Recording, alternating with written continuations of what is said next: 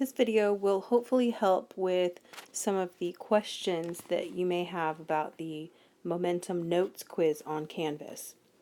So let's start with the first problem, and you will probably have one similar to this with just slightly different numbers on your Canvas quiz. A 1,485 kilogram car slows from 13.8 meters per second to 1.3 meters per second. What is its change in momentum?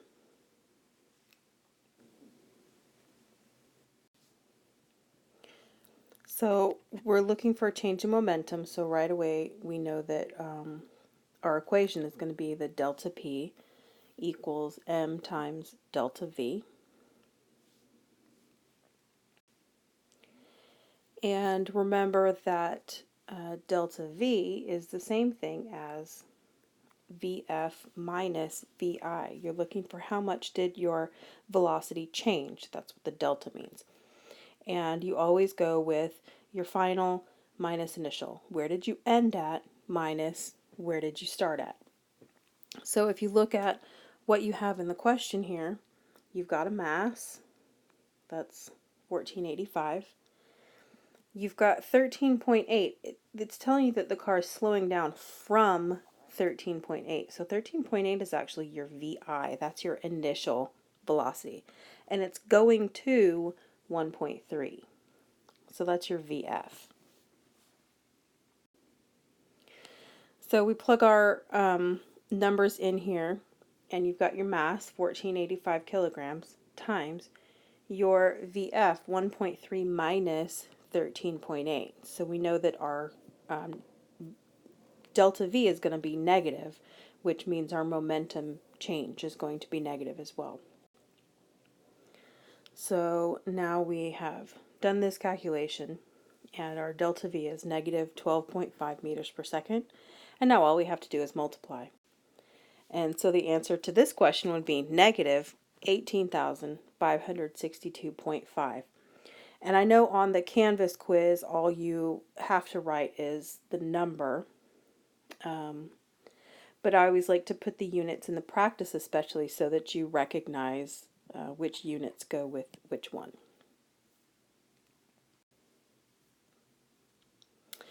The next example is a question I got a lot of curiosity about, wondering how to do it. A 1,628 kilogram vehicle traveling at 18 meters per second can be stopped in 4 seconds if necessary. What is the average force exerted during this stop? So the first thing you need to do is look at what do you have. You have a mass, you have a velocity. You know that you can stop it, so that's telling you a final velocity and your initial velocity. And then you've got your time, your 4 seconds. And you're asking for force. So when you look at your possible equations, all of the different equations that you have, there's only one that uses all of those things. And that's going to be Ft is equal to m times delta V, or your impulse. Now I want force, so I need to get the F all by itself on one side of the equal sign. And the way that I would do that would be to divide both sides by T. And if I do that here, the T cancels out on the left side, and I'm left with F equals m delta V over T. So force is equal to mass times the change in velocity divided by the time. So I plug in my numbers, my mass, 1,628 kilograms. My final velocity is 0 because I'm stopping. My initial velocity is 18, and then my time here, 4 seconds.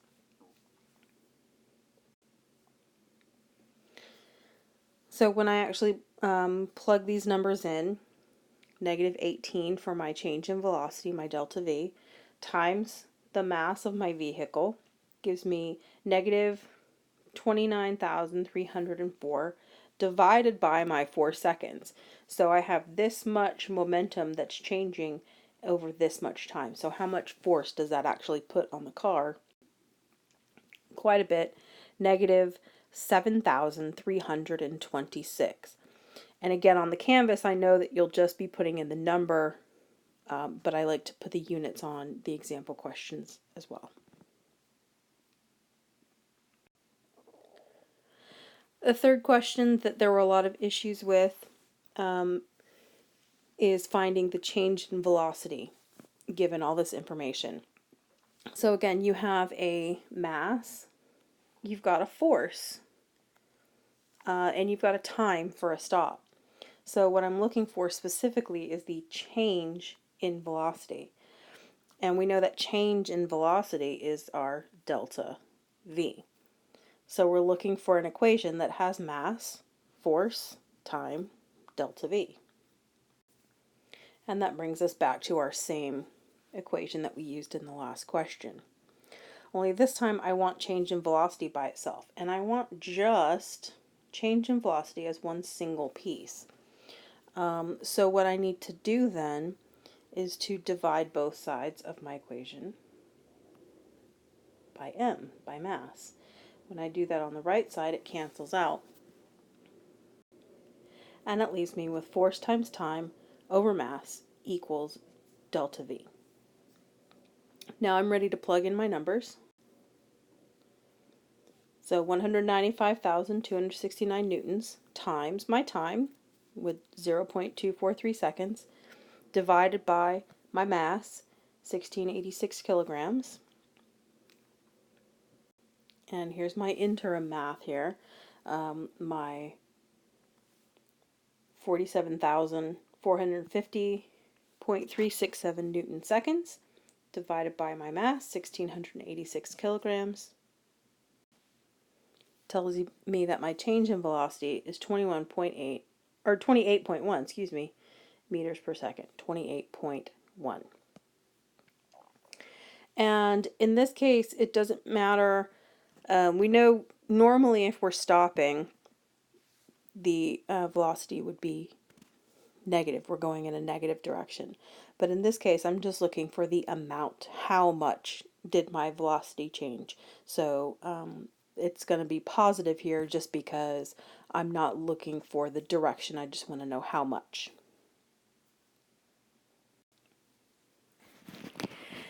Here's the big question that a lot of people were getting stuck on. And this is one of those elastic collisions. You've got two separate objects before, two separate objects after that are changing speeds after they collide with each other. And this is one where the math itself is not terribly difficult. It's just a matter of keeping track of what goes where. So this is an elastic collision. So we're going to start off with our basic equation, which is P1 plus P2 equals P1 prime plus P2 prime. So momentum before is equal to momentum after. Remember that apostrophe there, that prime means after.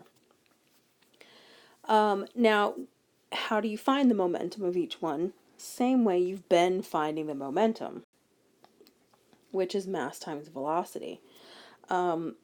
So you've got m1v1 plus m2v2 is equal to m1v1 prime plus m2v2 prime. Now, something to keep in mind, your mass is the same before and after the collision. So whatever m1 is, let's say it's this 0.69 kilogram ball, that's your m1 here. It's also your m1 over here. It doesn't change. The second ball, having a mass of 0.92 kilograms, that's your m2 there and there.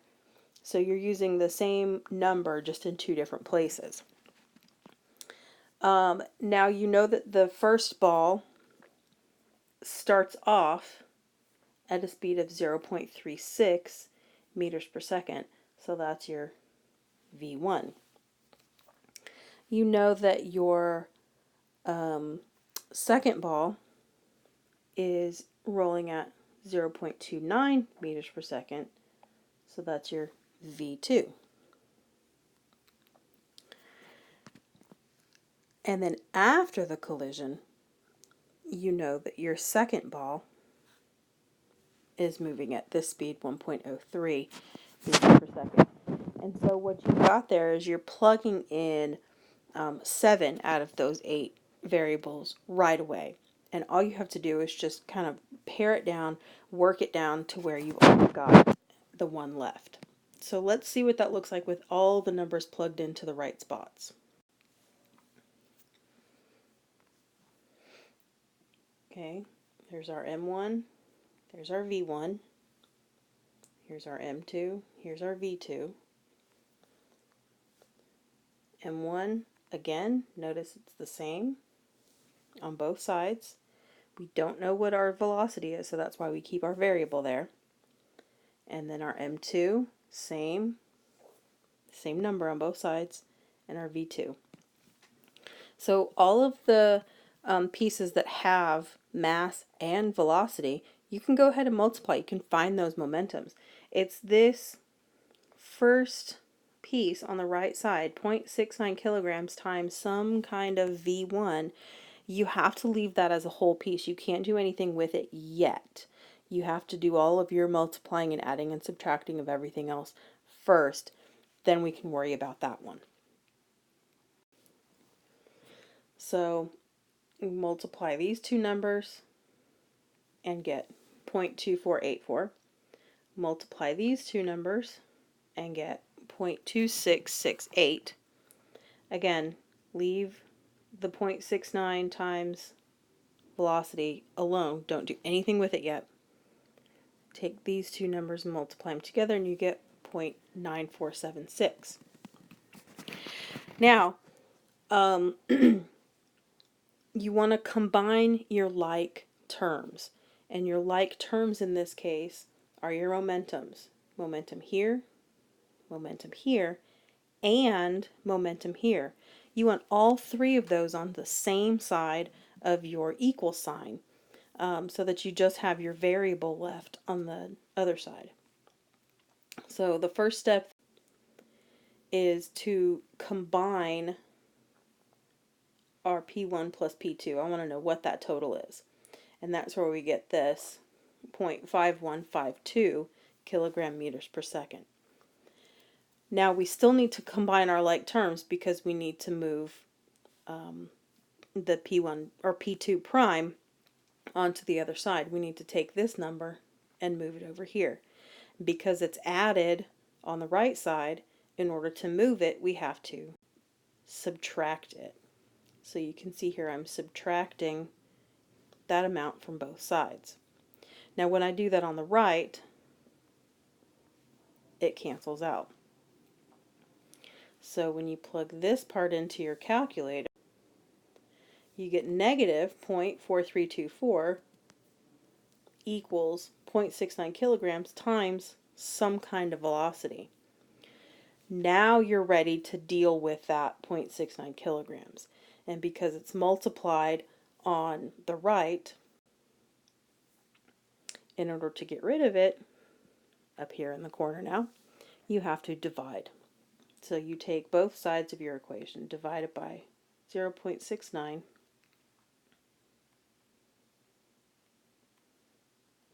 it cancels here, and then you're left with dividing it over here.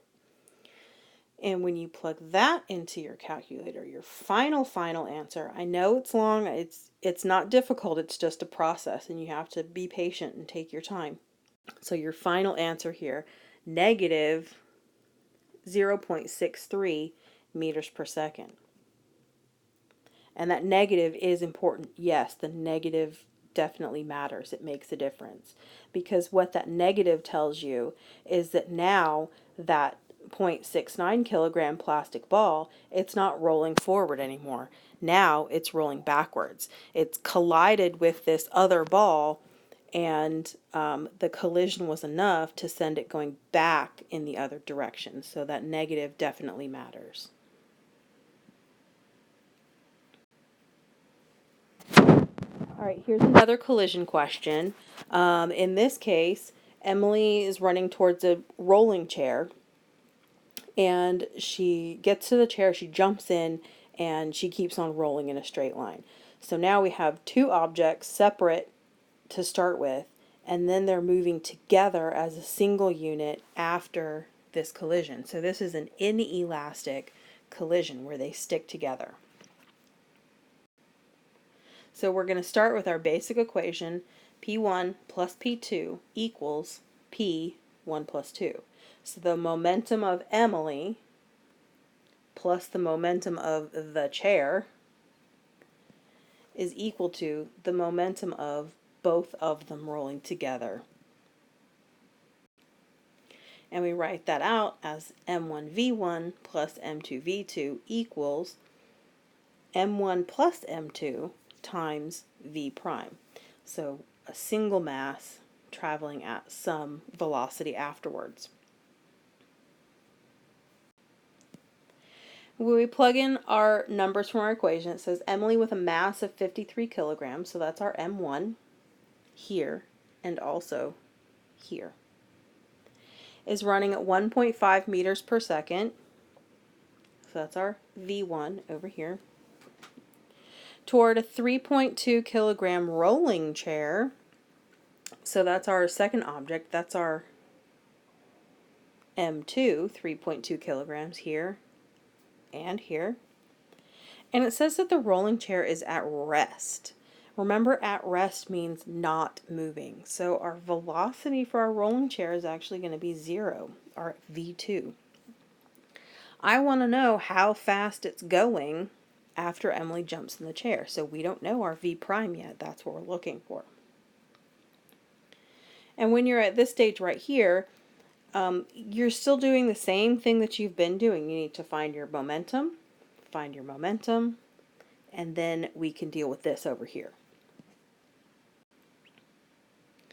So when we multiply these two things together, our momentum of Emily, our P1, is 79.5 kilogram meters per second.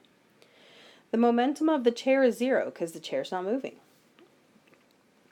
I went ahead and added our two masses together to get 56.2 kilograms for the total mass of the single object, and then times some velocity. So I don't need to show you the step where you add 79.5 plus 0, because I figure you know how to do that. So then remember, in order to get the V by itself, your next step then is to divide by your 56.2 kilograms, which gives you a final answer of 1.4 meters per second. And this one's very similar to the elastic collision that we did in the last example, only it's a little bit simpler. You've got a couple of fewer steps, so it's a little bit easier. And the last example I'm going to do is a recoil. A rifle with a mass of 4.8 kilograms shoots a 0.25 kilogram bullet. If the rifle's recoil velocity is 9.3 meters per second, how fast is the bullet moving? So you have a bullet and you have a rifle. So you've got object 1 and you've got an object 2. And in a recoil, you know that P1 is equal to P2 because they're pushing off of each other in opposite directions. So M1V1 is equal to M2V2. So we can say that the M1 is the mass of our rifle. V1 would be the velocity of our rifle. Be careful here. Don't assume that it's going to give you all your numbers in the order that you need to use them. And our M2 is the mass of our bullet, which is 0.25 kilograms. I don't know how fast the bullet's moving. That's what we're looking for. So let's plug in our numbers. 4.8 kilograms times 9.3 meters per second equals 0.25 kilograms times some velocity that we don't know. So let's multiply these two numbers together and see what our momentum is. 44.64 kilogram meters per second. And now we need to divide by our 0.25 to get that out of the way. Okay, so V2 is equal to whatever this ends up being. And our final answer, 178.6 meters per second. That is the simplest of all of the collisions questions. The most difficult part of a recoil problem is just making sure that you're putting the right numbers in the right places. But the math itself is fairly straightforward. So hopefully that helps with some of your questions on your Canvas quiz. Feel free to go back and rewatch as you need to.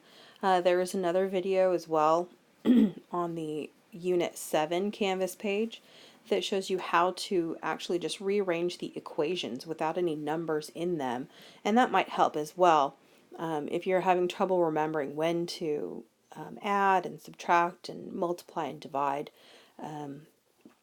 that video will give you an idea of if you're looking for, say, V1 in an elastic collision, it'll give you the actual equation. Just plug everything in as is and use it that way.